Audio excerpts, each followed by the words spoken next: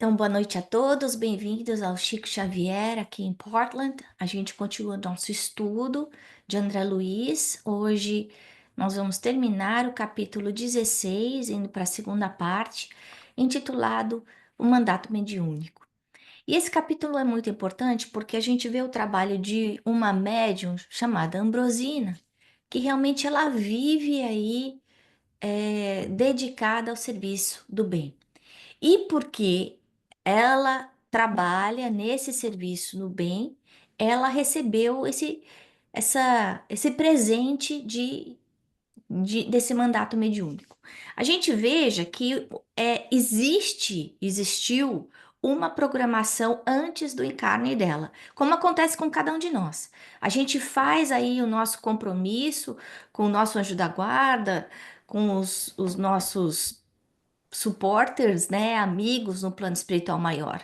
Mas essa programação, ela vem aí com mais ou menos detalhes, mas ela pode funcionar ou não, dependendo do nosso livre-arbítrio, né? A gente vê que nesse caso, a programação dela era uma programação muito grande, né?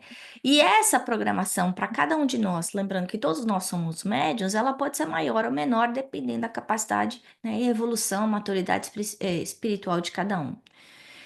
Para quem já leu os livros Os Mensageiros, deve lembrar que lá existia essa organização chamada Os Mensageiros, em que eles preparavam os médiuns para o reencarne, né? E essa programação, ela inclui as lições que a gente tem que aprender, ela inclui o círculo dos amigos que a gente tem, a família que a gente tem, as necessidades, as dificuldades que a gente vai passar. E muitas vezes a gente vê esses médiuns que têm um renome maior, eles realmente vêm em situações complicadas, né? A gente dificilmente vê um médium do gabarito de um Chico Xavier, ou do Divaldo, vindo aí num berço cheio de ouro e uma vida de mar e rosas. Não, vem normalmente uma vida difícil. Mas o nosso livre-arbítrio vai conduzir as escolhas que nós fazemos com a nossa mediunidade. É aquela história da parábola dos talentos. A gente pode enterrar o talento ou não enterrar o talento, né?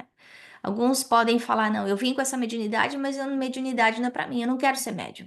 É uma escolha da gente. E agora, o livre-arbítrio que a gente tem, ele é um livre-arbítrio relativo. Por quê? Porque a gente tem a capacidade de escolher o que a gente quer, mas a gente é obrigado a colher os resultados das nossas escolhas, né? Então eu não posso falar, não, eu não quero passar por isso, eu não quero ser responsável pela minha escolha. Se eu malbaratei a minha mediunidade, se eu abusei do meu talento, se eu não soube respeitar minha família, meu casamento, a minha saúde. Não, eu não respeito a minha saúde, eu fico doente, né? Então, no plano espiritual, esses médiuns, como a gente viu no livro Os Mensageiros de André Luiz, que é o segundo livro da coleção A Vida no Mundo Espiritual, a gente vê que o plano espiritual maior, eles auxiliam para que a gente seja bem-sucedido. Então, esse auxílio acontece nessa preparação que muitas vezes demoram anos no plano espiritual. E continuam aqui para que a gente tenha sucesso, né? Agora, quanto maior a nossa missão, vem aí a maior sustentação, mas vem aí também a maior responsabilidade. Jesus falou: a quem mais foi dado, mais será pedido, né? E a gente vê aí que mesmo esses espíritos bons, eles não são ainda espíritos perfeitos. O único espírito perfeito que a gente viu encarnando na Terra foi Jesus. Só os espíritos perfeitos não falham. Mesmo os espíritos bons, de alta envergadura, como um Kardec, eles vêm aí com uma chance de falhar.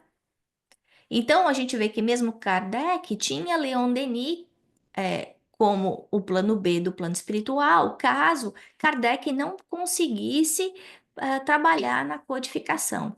E para quem não conhece Leon Denis, vale a pena ler os livros de Leon Denis. Ele é muito inspirado, diferente de Kardec, que a gente vê as conversas, né, a leitura de Kardec é sempre um conteúdo muito analítico, muito claro, muito objetivo. E Leon Denis é muito mais poético. É uma leitura gostosa, parece que a gente está conversando com ele, né? É uma leitura bonita. É o mesmo conteúdo que a gente vê, mesmo não, mas muito semelhante ao conteúdo que a gente vê por Kardec, mas escrito de uma forma diferente, né? Então, acho que é bom a gente ter essa consciência, essa pergunta que Hilário faz a Aulos, né? Será que mesmo os espíritos da envergadura da dona Ambrosina podem falhar? Sim, podem falhar, né? A gente viu na aula passada a escala espírita, que está no Livro dos Espíritos, essa especificamente está na Revista Espírita de fevereiro de 1858, né? Então a gente vê que existem, né, essas várias graduações de espírito, né? São 10, são 10 classes, e mesmo dentro de nós aí de espíritos imperfeitos, a gente tem graduações dessa imperfeição, da mesma forma desses espíritos bons. Eu acho lindo como a gente nunca pode perder a esperança ou achar que nós não estamos sendo auxiliados. E mesmo quando a gente acha que nós estamos dando, né, dando um passe, dando uma palestra, fazendo uma psicofonia, uma psicografia, um trabalho de desobsessão, como o que a gente tem no centro, a gente acha que a gente está ajudando, mas somos nós que estamos sendo ajudados, né? E é interessante porque muitas vezes parece que a gente vai lá de favor, né? Não, eu estou fazendo um favor para o centro, eu estou fazendo um favor para o dirigente de estar presente. Então, você não está fazendo favor para ninguém. Na verdade, você está ajudando a sua evolução. E aí, a gente vê que Aulus fala: todos estão auxiliando e sendo auxiliados, sabendo que o milagre que derroga as leis da natureza não existe. Então, a nossa evolução é um processo lento e vagaroso. Nós ainda somos espíritos imperfeitos, só para fazer, deixar claro para todo mundo, né? E aí depende de cada um de nós o bom ou mau uso do nosso livre-arbítrio. Todo mundo que está aqui podia estar fazendo jantar, podia estar assistindo televisão, podia estar na academia, podia estar dormindo, podia estar fazendo nada, olhando o Instagram. A gente escolheu estar aqui. Por que que a gente escolheu estar aqui? Porque a gente já aprendeu que é importante para o nosso crescimento espiritual o estudo. O estudo é uma forma de trabalho. Agora, é importante a gente ter consciência que quanto mais a gente estuda, mais responsabilidade a gente tem. Porque muitas vezes a gente vem para um centro espírita ou qualquer outra gama, né, de. Não quero nem falar religião, é religiosidade, e muitas vezes eu já falei isso. Eu sei que o Espiritismo tem aí esses três pilares, né, filosofia, ciência e religião, mas eu acho que a religião do Espiritismo não é uma religião como se conhece, não é uma religião de culto, de dogma. Você vê que a gente não tem um papa, a gente não tem nem cultos exteriores, não. Então eu vejo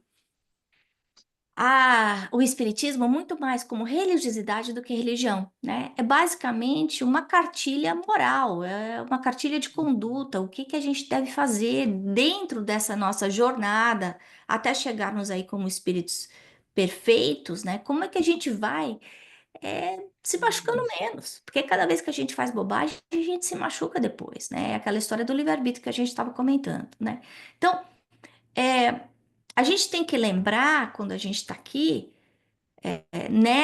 nesses 30, 50, 70, 100 anos de vida, nessa encarnação, como um aprendizado, né? A gente está aqui encarnado para aprender a morrer bem. Por quê? Porque a nossa vida real é no plano espiritual. Então, quando a gente voltar para o plano espiritual, né? Porque a gente está aqui de passagem, vamos perguntar para a Rosaura: e aí, o que que você fez dos seus dias? O que que você fez do seu tempo? A Rosário vai falar assim: ah, porque eu tive 2 doutorados, porque eu sou psicóloga, porque eu tive 2.000 pacientes, porque eu consegui ter uma casa linda. Assim, tá bom, mas quantas pessoas se ajudou de verdade? Ela, não tenho certeza. Então, a gente só vai levar aquilo que a gente é, aquilo de bom que a gente fez para o outro, né? Essa vida aqui na Terra é muito circunstancial, é temporária, é uma oportunidade para a gente crescer e desenvolver as nossas qualidades morais e intelectuais. Então, quando a gente faz essas nossas escolhas, que muitas vezes parecem pequenininhas, né? Não, é o evangelho 15 minutos, evangelho no lar 15 minutos por semana. Parece que não é nada.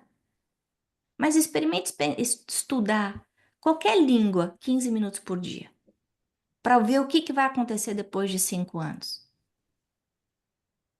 A gente sabe que água mole em pedra dura tanto bate até que fura, né? Esse nosso exercício moral de transformação interior, que parece singelo, ele não é indiferente, né? Ele funciona aí numa cadeia que vai fazer com que a gente cresça e amadureça como espíritos eternos. Então, eu acho que é muito importante, e nesse capítulo, na verdade, no próximo capítulo, que é o capítulo que fala do passe mesmo, a gente vai ver o benefício para quem está dando o passe. E muitas vezes a gente se esquece disso. Então, eu acho que é importante quando a gente fala do olhos de ver, né? Quando a gente pensa, né? Como a gente falou no capítulo anterior da prece de São Francisco, né? De saber amar mais do que a gente é amado, perdoar mais do que a gente é perdoado, compreender mais do que a gente é compreendido. É porque é assim que a gente é auxiliado, é assim que a gente é ajudado. E aí continua: somos irmãos uns dos outros, evolvendo juntos em processo de interdependência no qual se destaca o esforço espiritual. Esforço individual. E eu achei isso fenomenal porque essa interdependência acontece em todo lugar. Eu acho que um exemplo bom que a gente se lembra é do Covid. Covid acontecendo na Ásia, na China, não tinha nem chegado direito. Nos Estados Unidos tinha acabado o papel higiênico. Aqui. Então, quando a gente acha que o sofrimento do outro não vai me atingir, ele vai me atingir. Quando eu ignoro a, a dor do outro que está morando na rua, eu me esqueço que essa dor, que essa solidão, vai virar algum tipo de doença mental e que vai gerar violência e que de alguma forma vai me atingir. Quando a gente escuta Jesus falando que todos somos irmãos, todos somos filhos de um mesmo Pai, é isso que ele está querendo dizer, que está todo mundo ligado. A Ayurveda fala para gente dessa conexão nós com a natureza, né? Que está todo mundo ligado, conectado. E, e a outra coisa nessa interdependência é que muitas vezes começa para gente aí, obviamente, dentro do lar. E quantas vezes é difícil a gente saber ter paciência com meu irmão de sangue, com a minha irmã de sangue, com meu pai, com a minha mãe, com meu filho, com a minha filha. E aí é dentro desse cadinho, né? E Emmanuel usa essa palavra cadinho, que fica, o cadinho fica em cima do bico de Bunsen, né? Para quem lembra que estudou química na escola. Então a gente está embaixo ali do foguinho, queimando a gente, o bumbum da gente. E a gente tem vontade de fugir. A gente tem vontade de fugir do marido, da esposa, da mãe, do pai, do filho. E a gente esquece desse processo, desse planejamento espiritual, dessa interdependência que existe, né? E aí ele fala no qual se destaca o esforço espiritual. Por quê? Jesus fala da porta estreita.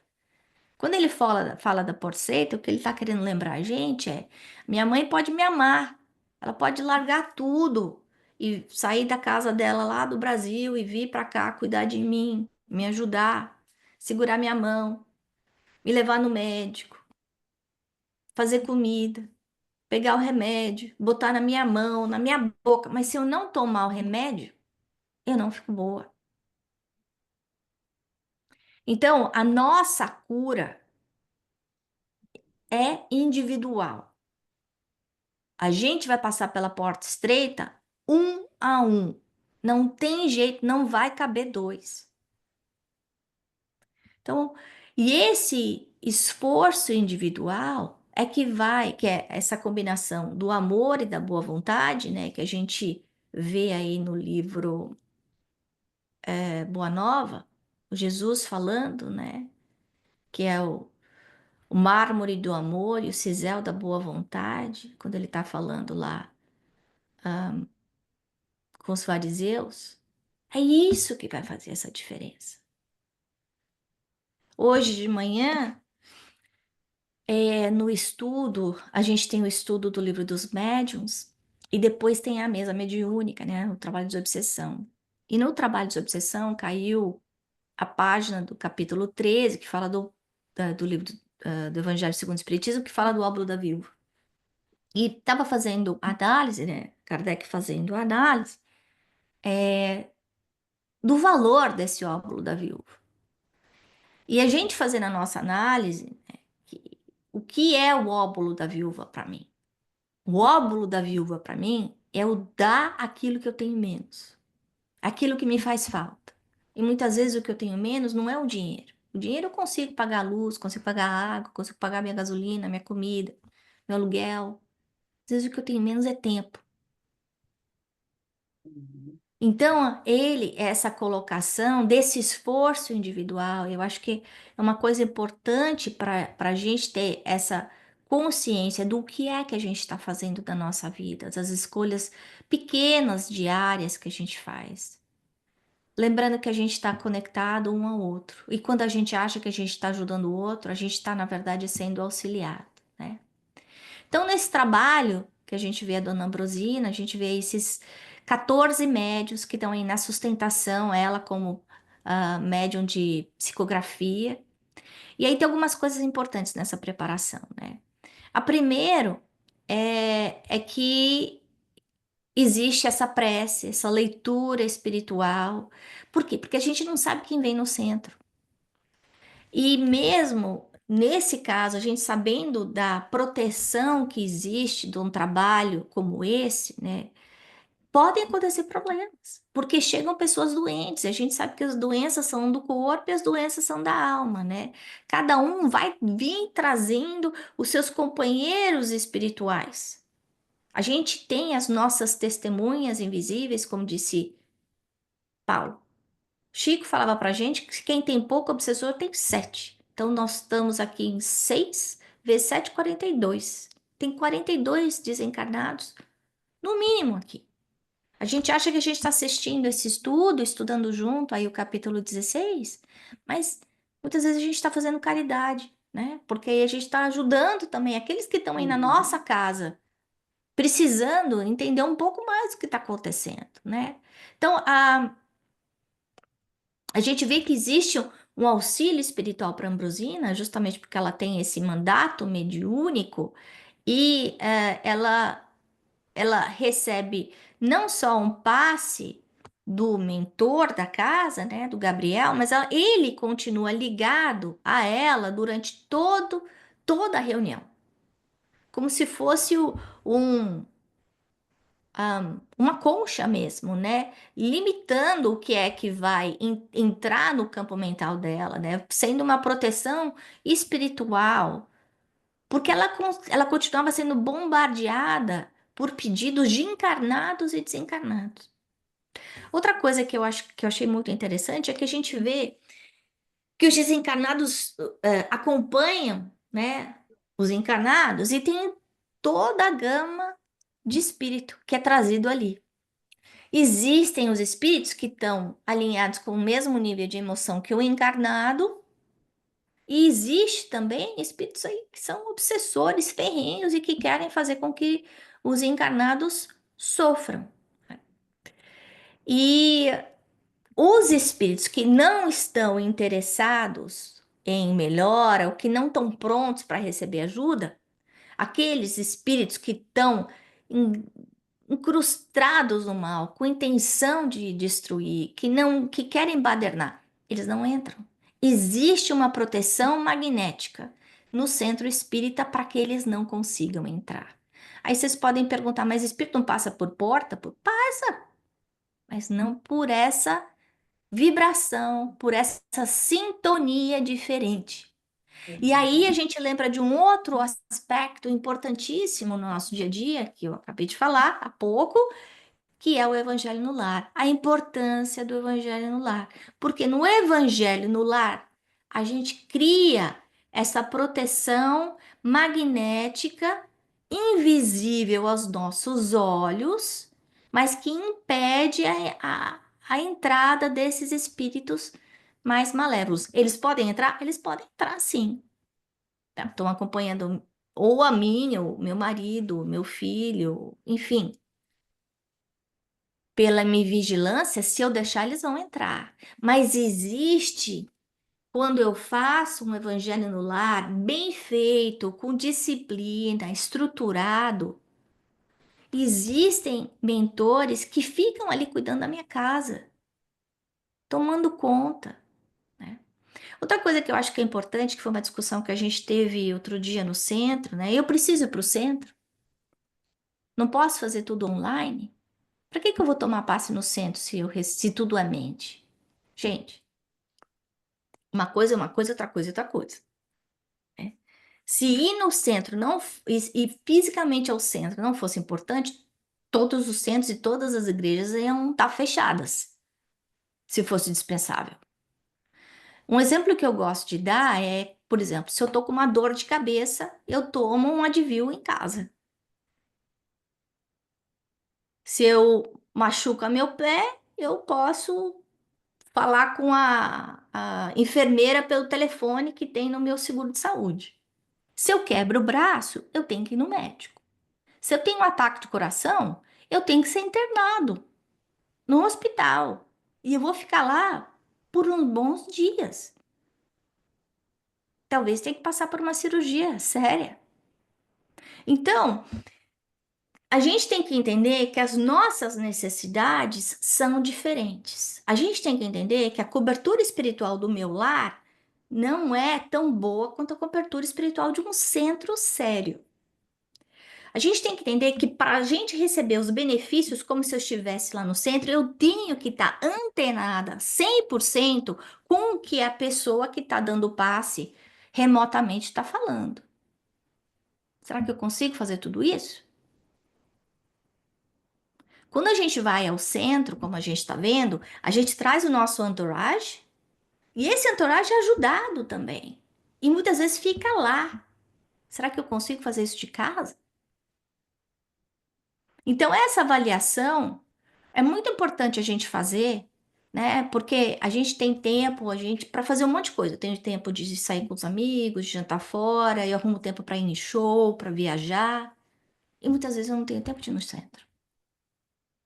Mas se eu multiplicar 8 horas, vamos dizer 8 horas, não, porque a gente nem todos nós temos 8 horas livres do dia. Vamos dizer 4 horas num dia, vezes 7, 28, não, 20, não, 4 vezes 5, 20, mais as 8 horas do sábado e domingo, 36 horas livre na semana. Muitas vezes eu não consigo disponibilizar meia hora, 1 hora para ir ao centro.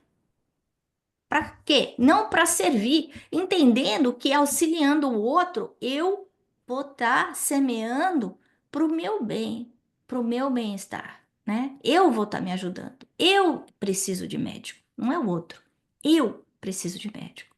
E se eu ainda não tenho consciência de que eu preciso de médico, aí é outro nível de consideração, né? Porque eu ainda não sei o que eu não sei.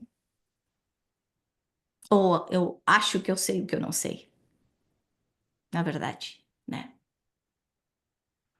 Então, a gente vê essa proteção magnética na sala, na mesa e na médium. E aí os espíritos são trazidos ao lado de Ambrosina, que psicografa as mensagens para eles. Mas como, né? Como é que ela vai psicografar? A gente vai falar um pouquinho sobre isso já já. E aí, essa proteção acontece por quê? Porque cada um que vem lá a pedido de ajuda vem trazendo seus pensamentos, dardos de preocupação, estilete de amargura, nevoeiro de lágrimas. Será que quando a gente está num trabalho como esse, eu também não estou pensando, ai, ajuda meu marido, meu filho, meu cachorro? Sim, sim, porque todos nós temos problemas. problemas de ordem moral, problemas de ordem física, problemas de ordem material. E é muito difícil a gente conseguir desligar. E quando a gente vai no centro, a gente vai populando a sala do centro com isso. Por isso que a gente fala, quando a gente entra no centro, a gente tenta não conversar. Não porque a gente tenta ser mal educado com o outro.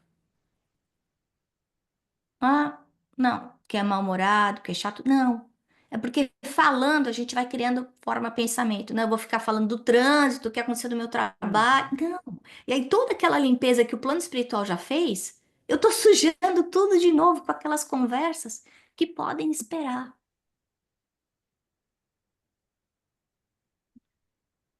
Então, as pessoas entravam e a médium via, né, essas formas de pensamento, mas pelo menos ela era poupada desse petitório todo.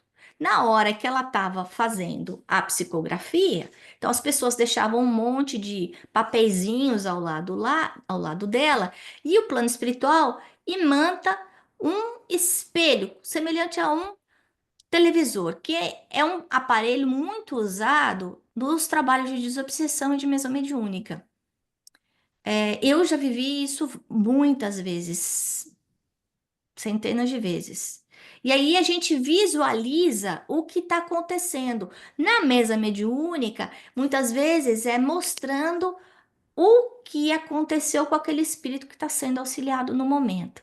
Nesse caso, era visualizando o espírito que estava com o nominho ali, que estava ausente, né? O espelho, semelhante a um televisor, tem uma qualidade muito melhor. A gente tem que imaginar que tudo que acontece aqui na Terra é reflexo de tecnologia de coisas que já existem no plano espiritual. E a ideia dele era para a média conseguir visualizar melhor as necessidades das pessoas que estavam ali pedindo ajuda. Para quem lembra do Chico Xavier, ele nunca psicografava olhando, ele psicografava com os olhos fechados. Então, essa visão é uma visão do perispírito, não do corpo físico, né? E além disso, pensando no Chico, ele ainda fazia os diagnósticos, ele fazia um monte de receita com a ajuda do Dr. Bezerra, receitas homeopáticas, né? Então, a partir desse espelho, a médium, ela tinha acesso às informações pela tela mental que estava acontecendo. E aí conseguia auxiliar de uma melhor forma. Agora, o interessante é que não era todo mundo ali que estava sendo auxiliado. Existia uma triagem que era feita pelo Gabriel para que ela não ficasse à mercê daquele monte de dardo de informação que era mandada para ela, né? Então, os ausentes da reunião, eles passavam pela triagem dos mentores, né? Eles eram auxiliados, de acordo com as suas necessidades. A gente vê, inclusive, que durante a leitura, né, então essa prece inicial que é feita, a leitura que é feita, que muitas vezes a gente tem preguiça de escutar o evangelho, a gente fala, não, eu quero tomar passe, eu não quero escutar o evangelho. Mas o evangelho, ele está sendo aquele remedinho, vai vir para a gente aquilo que a gente precisa ouvir e aqueles que estão ao nosso redor precisam ouvir também. O evangelho vai ajudar a gente a desconectar com as coisas do nosso dia a dia e tá mais sintonizado para que nós consigamos receber a ajuda que a gente precisa. Então parece que é uma coisa dispensável, mas o evangelho é onde realmente a gente recebe ajuda. A transfusão de energias curadoras já estão acontecendo no momento do evangelho. Então, quando a gente vê esse compromisso da médium, ele precisa ser vivido com disciplina muito grande, né? Aquele encontro do Chico com Emmanuel pela primeira vez, quando Emmanuel fala, você tá pronto, né? Lembrando que um encontro, um, um mandato mediúnico, né? Um médium da envergadura de um Chico, já foi feito esse compromisso do plano espiritual. E aí Emmanuel pergunta para ele, então, de uma forma muito dura, né? Mas tem três coisas que você vai ter que me obedecer, você vai ter que fazer. Você faz? Aí ele pergunta o que que é. Então, a primeira coisa é disciplina. Tá bom. Qual que é a segunda coisa? Disciplina. E a terceira coisa é disciplina. Então, aqui a gente vê um mandato mediúnico reclama ordem, segurança e eficiência. Disciplina. Uma delegação de autoridade humana envolve concessão de recursos da parte de quem outorga. É fundamental a nossa responsabilidade com o plano espiritual. A gente não pode malbaratar, porque problema todo mundo tem e a gente sempre vai ter problema. Então, é a nossa consciência maior que tem que falar nesse instante, né? Existe, nesse caso do mandato mediúnico, essa comunhão mais profunda entre o mentor e o médium. Então, o acerto foi feito no plano espiritual. O médium reencarna, tá fazendo tudo direitinho, ele como se ganhasse uma nova incumbência, uma graduação, um título novo, né?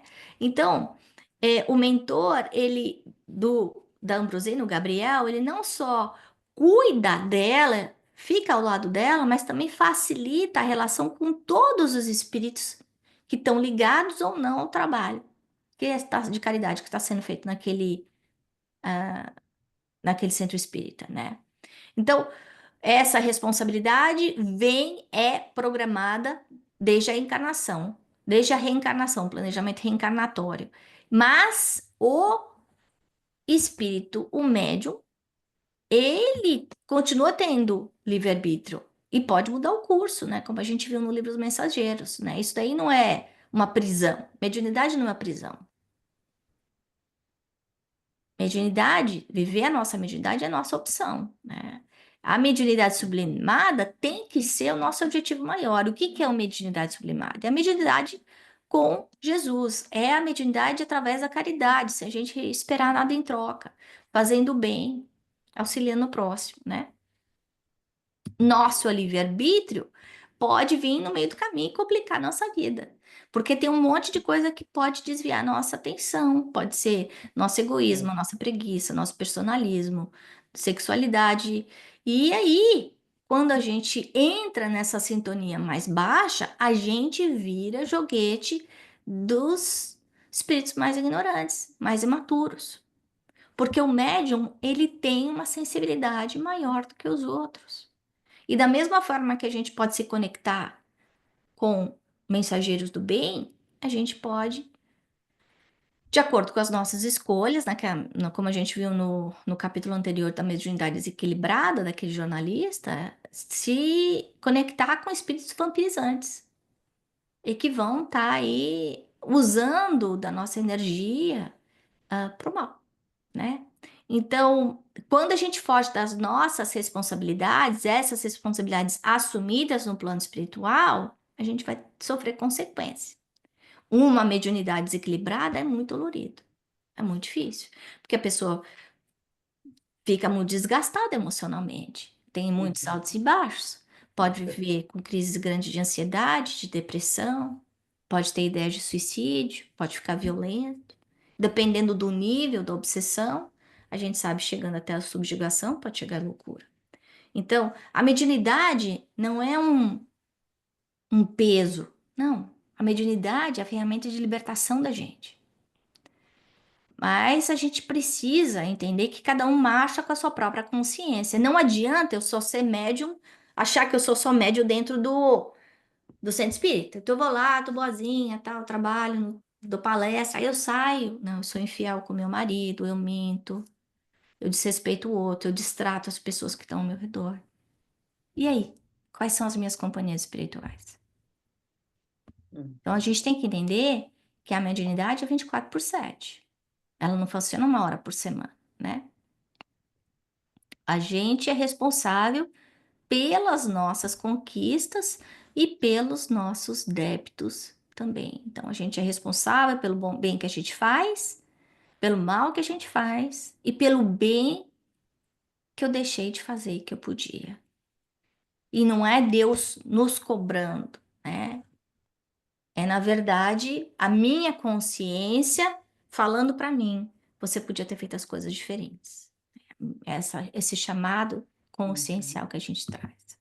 Então, para a gente encerrar a reflexão desse capítulo, então, esse mandato mediúnico é essa vivência mesmo, como a gente vê com Jesus, né? A gente vê o Chico, que tinha a responsabilidade de escrever aí, compromisso Uhum. com Emmanuel de psicografar 30 livros, e de repente psicografa 400, 500 livros, né? O nosso livre-arbítrio, ele vai ter um impacto muito grande, não só na nossa vida espiritual, mas a gente sabendo que existe uma ligação entre mente, corpo e espírito, né? Nosso livre-arbítrio, as nossas escolhas vão estar modificando a química espiritual do nosso corpo, como a gente vai ver no próximo capítulo. Então, o nosso livre-arbítrio, eu tendo raiva, eu tendo ataques de loucura dentro da minha casa, brigando, chutando, eu estou me envenenando. Aí o que que adianta? Então, eu tomo um monte de remédio para melhorar a minha angina, mas eu não consigo controlar as minhas emoções. Não adianta. Nosso livre-arbítrio impacta a nossa saúde física e mental. A outra coisa é a importância de um trabalho mediúnico. A preparação antes do trabalho mediúnico. A preparação em casa do médium. Porque a gente não é médium só uma hora por semana. Nossa conduta moral. A preparação na hora do trabalho, através da prece, através da imantação da sala, através da leitura do evangelho, para que a gente consiga fazer a sintonia com os mentores da casa, a gente seja inspirado para que a nossa conduta seja de acordo com o planejamento do plano espiritual, né? Então era isso que eu tinha para falar com vocês hoje e agora a gente abre aí para os nossos comentários. Quem quer comentar? Adriana, bem-vinda ao estudo de hoje.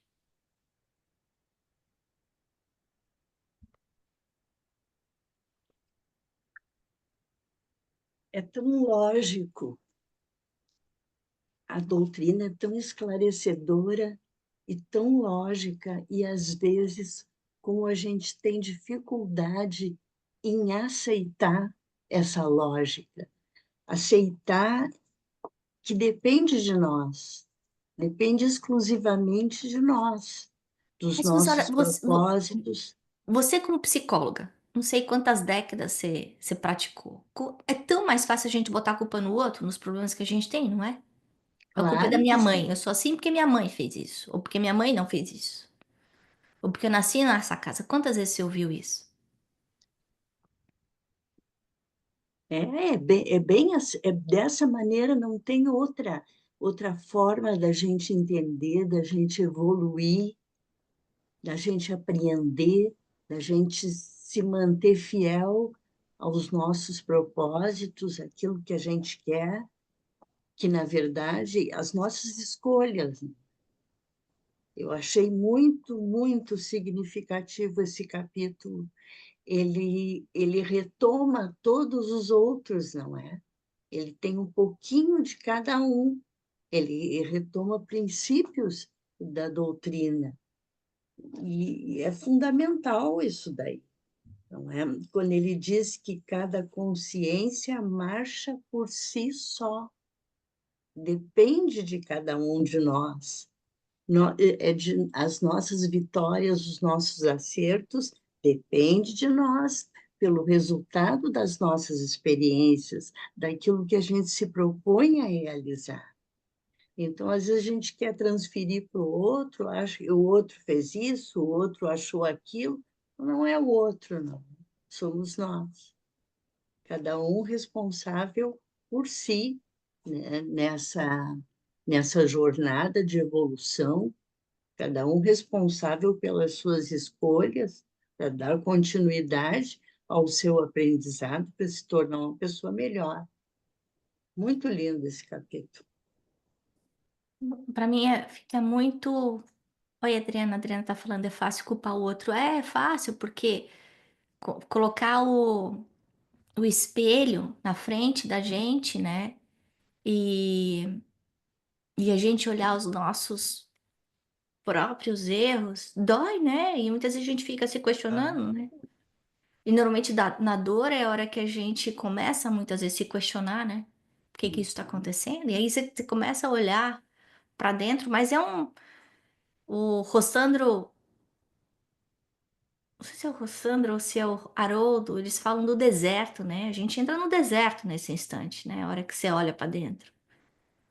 uhum, E agora, o interessante é que quando a gente entra numa mudança dessa, de reavaliação de vida, é como se a gente tivesse uma segunda encarnação dentro da mesma encarnação. Eu não estou falando isso da boca para fora, não. É como se um homem novo nascesse dentro. Isso é Paulo falando aham, nas epístolas dele. É como se eu tivesse me dando uma segunda chance dentro dessa mesma encarnação. Então, tá bom, a gente sabe, né? Jesus, modelo, guia, tal. A gente não pode tentar se comparar com Jesus, porque Jesus está bilhões de anos na nossa frente. Jesus já era espírito de esfera crística há 14 bilhões de anos atrás, quando ele criou a Terra. Então, tem muita encarnação entre a gente e Jesus. Jesus é o quê? É o Evangelho. Ele é a mensagem. Então a gente tem que olhar para Jesus como mensagem. Qual é a mensagem? A mensagem é de amor, de pacificação, de não julgamento. É a inspiração para a gente. É o roteiro, é a cartilha. Agora, quando a gente abraça aí o Espiritismo, quando a gente começa a fazer, né, esse, essa reavaliação do que é que eu estou fazendo, o que que é a outra pessoa, por que quando a minha mãe fala isso eu fico tão brava? Na cabeça da minha mãe não está falando nada de errado. Por que que me irrita tanto? E é isso que eu tenho que fazer, essa avaliação. E talvez a avaliação seja, não tem uma explicação plausível nessa vida. Deve ter sido uma coisa de outra vida, não é possível. Mas eu tenho que entender que está em mim fazer essa modificação. No caso da mediunidade, né, do mandato mediúnico, quando a gente começa a trabalhar mais a mediunidade, a gente fica muito mais sensível. Sensível de chegar, assim, ficar perto de algumas pessoas não faz bem pra gente.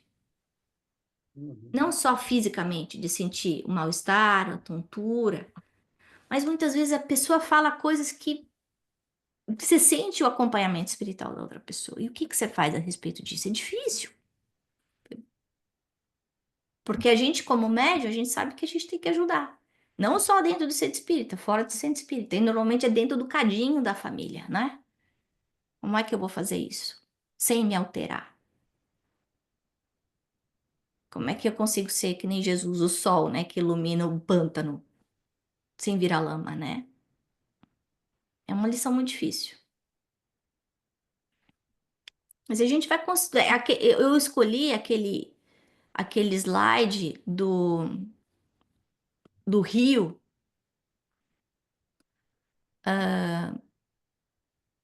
deixa eu pegar aqui, porque é exatamente isso que eu sinto em relação à nossa evolução, sabe? Tem muitas vezes que você tá numa curva, você não consegue ver o que vem pela frente e a gente fica tentando controlar. Mas eu acho que é importante a gente saber que a gente está sempre sendo auxiliado, mesmo quando a gente acha que a gente tá de quatro, que não vai conseguir levantar. Não, a gente vai levantar, porque a gente não tá sozinho nunca.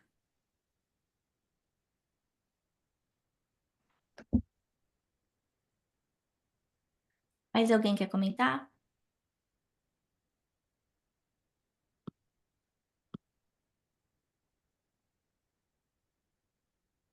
Adriana está perguntando. E o que fazer? Evitar a companhia do outro que nos afeta ou preparar a gente para estar com essas pessoas? uhum. Eu acho que as duas coisas. Porque tem, É, tem... principalmente quando é família, né? Não é, Adriana? Porque tem hora que a gente consegue escolher, né? É. E tem hora que não dá pra escolher, não dá pra fugir, né? Não dá pra você botar o mute, né? O não sou unfriend, não posso unfriend a minha mãe, não posso unfriend o meu pai. E eu acho que aí é a gente se preparar, né? E essa preparação vem com o conhecimento, mas eu acho que é uma jornada mesmo, porque normalmente quando você tá com essas pessoas que você não consegue se afastar, normalmente são essas pessoas que você é mais vulnerável, né? E aí o soco na barriga dói mais. Então eu acho que essa preparação, entendendo que é o outro que tá fazendo, e o mal que o outro me faz, não me faz mal, desde que eu não deixe o outro me fazer mal. Uhum. E Adriana, eu tô falando isso pra você, mas eu tô falando isso pra mim. Sim, tá Não acha que eu certo. sei a lição, não. Eu tô aprendendo também. Eu tô no Rio, tá? E, e eu acho que é isso, né? Então, o mal que me faz mal é o mal que eu faço. E é muito difícil a gente separar, porque quando a gente vê uma pessoa com a perna quebrada, né, braço quebrado, a gente consegue entender que a pessoa tá com a perna quebrada, ela não vai conseguir correr maratona. Mas uma doença da alma é invisível aos olhos. Mas quando uma pessoa tem um comportamento irracional, ela tá doente, né? Então, eu acho que essa proteção, uma coisa que a gente pode fazer, da mesma forma que a gente faz no centro espírita, né? Essa prece, essa imaginar e manter a gente com uma cúpula protetora e entender que e pedir, assim, por favor, filtra para que eu não escute, né? Para que eu jogue fora, para que aquilo não me incomode. Posso falar? Eu tenho uma observação em relação à reflexão do capítulo propriamente dito, mas eu gostaria de começar agora, eh, entrando na sintonia da colocação que a Adriana nos trouxe. Então, os problemas estão aí, as diferenças individuais, as dificuldades de toda ordem, material, moral, espiritual, social, etc. E aí, o que é que eu devo fazer? É dizer, aquela pessoa me faz mal? Não. Nós somos cristãos, o nosso modelo é Jesus. O que é que Jesus fazia? Em qualquer circunstância, entre amigos e inimigos? Ele amava, ele compreendia, ele perdoava. E sabe, Adriana, essa semana eu tive a oportunidade de visitar um grupo espiritualista pela primeira vez. E o nome desse grupo é Francisco de Francisco, porque o mentor da casa é Francisco de Assis. E foi um trabalho lindo. Eles começaram a preparação tocando uma gravação da prece de São Francisco, lindamente cantada.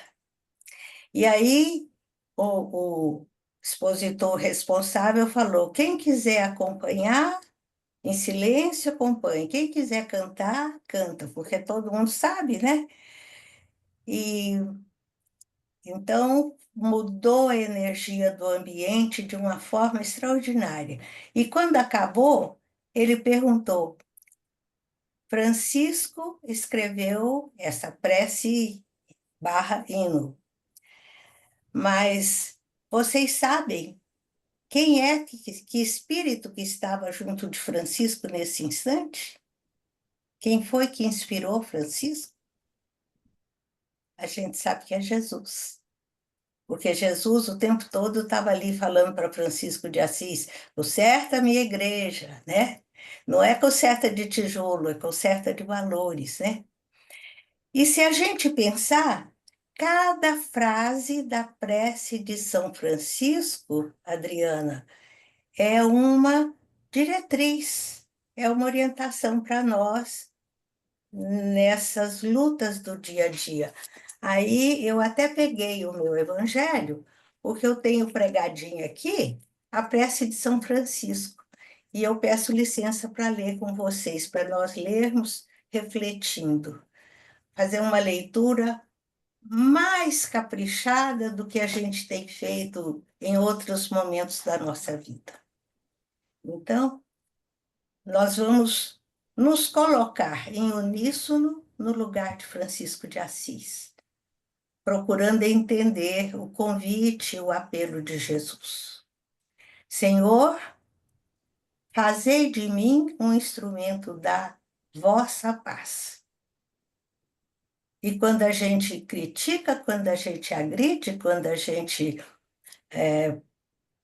exterioriza desamor, nós estamos sendo instrumentos de paz?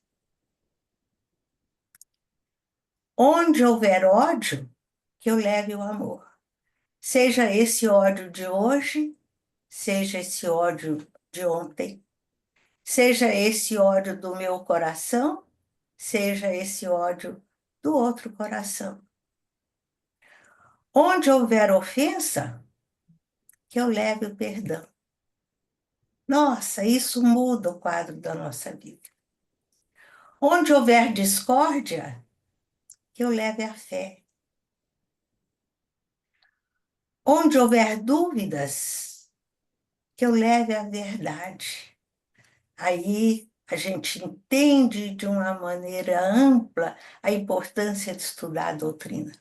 Como é que nós vamos colocar a verdade na nossa vida? Como é que nós vamos compartilhar a verdade no cenário do mundo se a gente não estudar direitinho, né?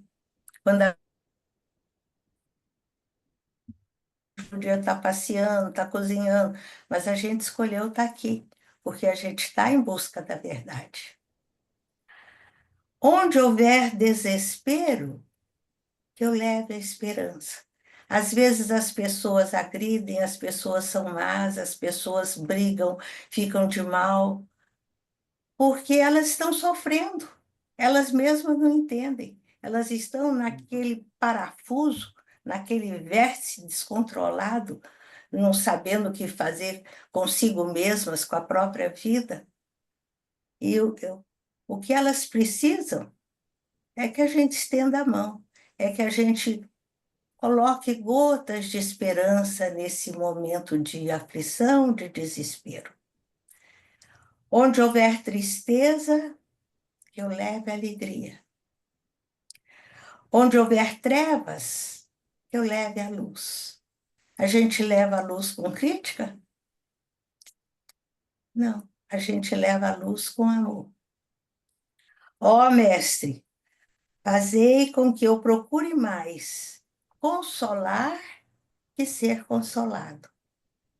Compreender que ser compreendido. Amar que ser amado. Não interessa se o outro me ama, me compreende, retribui o bem que eu faço, as minhas boas intenções. Isso é secundário, é consequência. O foco é eu exteriorizar amor, né? Pois é dando que se recebe. É perdoando que se é perdoado. E é morrendo que se nasce para a vida eterna. Então, é realmente um roteiro de vida. Quando a gente estiver agoniado, sofrendo, desconfortável com o que está acontecendo em torno, vindo de dentro ou de fora, a gente deve ler essa prece que vai fazer muito bem para a gente, né? Bom, voltando ao capítulo. Tudo lindo demais, como sempre, mas o trecho que mais mexeu comigo foi aquela afirmação clara e objetiva, que quando a gente está estudando, quando a gente está dando o passe, quando a gente está exercendo qualquer função numa casa, num templo, não vou nem dizer uma casa espírita, se a gente está limpando, se a gente está na porta picotando o papelzinho das pessoas que estão chegando, não importa a função. Eu estou ali colaborando, eu estou ali auxiliando na equipe, uma parcela maior ou menor, dependendo das minha competência, né? Mas então a frase que eu gostei diz: estamos auxiliando, estamos sendo auxiliados. Isso faz com que a gente leve mais a sério o nosso compromisso com o trabalho na seara de Jesus, né? O texto nos diz: milagre não existe. A nossa felicidade ou infelicidade, nós é que construímos. E construímos assim de grão em grão, com coisinhas singelas, não é com grandes acontecimentos, né? E outra coisa que me ocorreu nessa hora foi lembrar que a minha colaboração, a qualidade da minha contribuição na casa espírita, ou na família, ou na sociedade, independe do grupo. Não interessa se Maria, João, Pedro, Terezinha fazem certo ou errado, são dignos da minha admiração ou não. Não interessa se a casa é grande ou pequena, se os colaboradores são equilibrados ou não. Então é o outro que importa. O que importa é o que a gente vai dar, é o que a gente está dando. É que a nossa presença não seja apenas física, mas que a gente deixe uma energia amorosa, de alguma forma, para ser aproveitada pelos benfeitores amigos, né? E assim a gente constrói a nossa felicidade, porque é a lei divina, ai, claramente explicitada na lei de causa e efeito, na lei de ação e reação, que vai nessa interdependência que a Ana valorizou tanto aí na nossa reflexão, nessa troca, é que vai nos transformar por dentro e por fora, que vamos colaborar na transformação do mundo, né? Mexeu muito comigo também a referência à televisão e espelho. E eu fiquei feliz vendo que, com o singelo progresso da humanidade terrestre, nós já estamos com incontáveis bênçãos da dimensão espiritual. Porque com esses recursos que estão aqui presentes no nosso mundo moderno, como, por exemplo, o computador, a gente tem esse encontro tão agradável com as nossas reuniões online. As grandes empresas têm as reuniões de conferência, né, de trabalho. Consultas médicas acontecem através desses recursos fantásticos, né? Até cirurgias médicas, a gente sabe disso. O médico está lá na Europa e está operando alguém aqui no Brasil. Então, por todas essas bênçãos, nós precisamos exteriorizar gratidão, mas não só com palavras, mas principalmente com atitudes verdadeiramente cristãs. É isso. Assim, nós vamos agradecendo a equipe de André Luiz, de Emmanuel, São Francisco, pedindo que abençoe os nossos lares, os nossos familiares, que nos ajude na nossa jornada mediúnica, nos sustentando, nos encorajando, nos fortalecendo. E que possamos estar juntos na próxima semana, se Deus quiser. Assim seja. Obrigada.